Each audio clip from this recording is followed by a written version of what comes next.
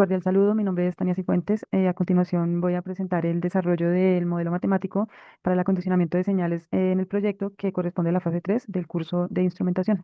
En el paso 2 solicitan, dice que se tiene como insumo el circuito, el sensor seleccionado en el paso 2 de la fase 2 y con los cálculos que se hicieron de las resistencias en la fase 2, se va a hacer un amplificador de instrumentación con el cual se obtenga una escala de 0 a 5 voltios para la variable física de temperatura en un rango de 0 grados centígrados a 50 grados centígrados y verificar el funcionamiento de la tapa mediante la simulación del circuito en Proteus.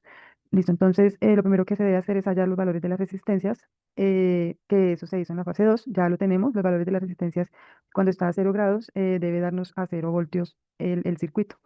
Ahorita vamos a validar el circuito en Proteus.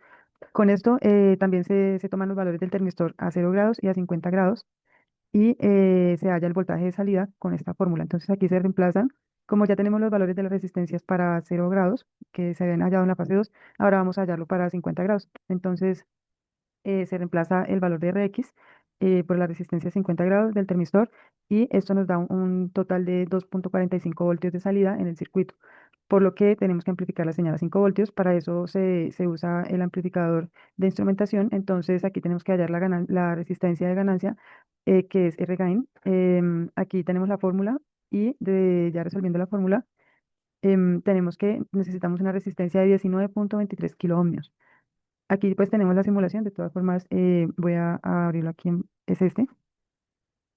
eh, es este. Entonces, aquí como vemos el valor, si colocamos el valor de la resistencia a 0 grados, que sería 32,79 kilo ohmios, 32,79 kilo ohmios, aquí vemos que nos va a dar 0 voltios. Pero si lo cambiamos a 50 grados, que es 3,59 kilo ohmios, entonces 3,59 kilo ohmios, aquí vemos que nos da 2,44 como nos dio allá, el voltaje que teníamos que amplificar, em, que es este, 2,45. Allá en Proteus nos da 2,44 y ya amplificado nos da un voltaje de 4,97 que se puede aproximar a 5 voltios. Aquí vemos que está funcionando bien el amplificador de instrumentación.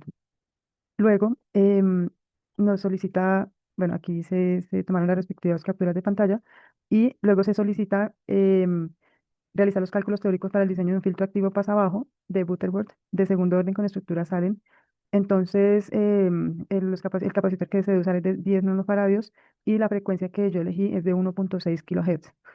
Aquí está el circuito que debemos diseñar. Em, bueno, aquí dice que la frecuencia de corte se aproxima a 3 decibeles y aquí están los cálculos. Entonces, para el filtro pasabajo de 1,6 kHz, se halla el valor de M, que nos da 0,707.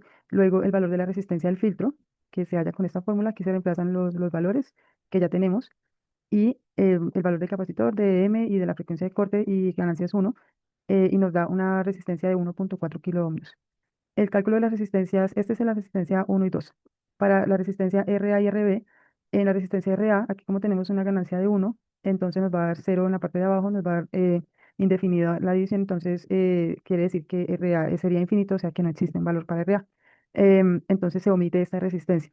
Entonces se halla RB. RB es con esta fórmula, em, que nos da una resistencia de 2,8 kilo ohmios.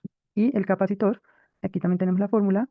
eh, Arriba nos habían dado que C1 era 100 nanofaradios. Entonces aquí hacemos la ecuación y nos da 50 nanofaradios para C2. Entonces aquí tenemos la simulación de este circuito del filtro pasa abajo. Em, Aquí vemos las dos resistencias R1 y R2, RB. RA se omitió, el capacitor C1, que fue el que nos habían dado, el de 100 nanofaradios, y C2, que fue el que hallamos. Luego se graficó. Entonces tenemos las dos gráficas que solicitaron, que fue la respuesta en frecuencia y la respuesta en fase. Entonces aquí vemos que cuando se busca el menos 3 decibeles, que es acá, ahí, bueno, aquí ya lo tenía marcado. Aquí vemos que la frecuencia efectivamente es de 1,6 kilohertz y aquí abajo podemos ver que está en -3. Y aquí está la gráfica